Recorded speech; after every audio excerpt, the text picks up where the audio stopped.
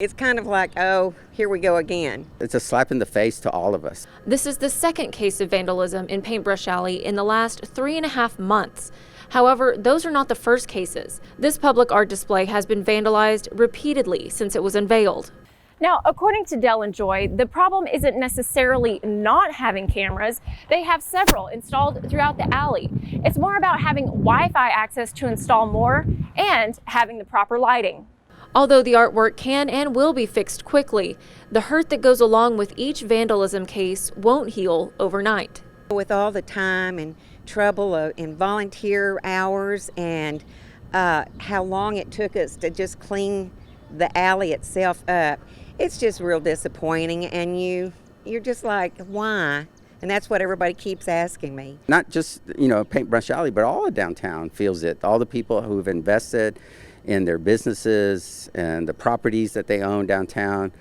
Of all the cases of vandalism, there's one thing that's been prominent in several of those, and it's something that both Dell and Joy call horrible. What's really disturbing is the messages that are being graffitied in the downtown district. There's an underlying tone of racism, which is totally unacceptable.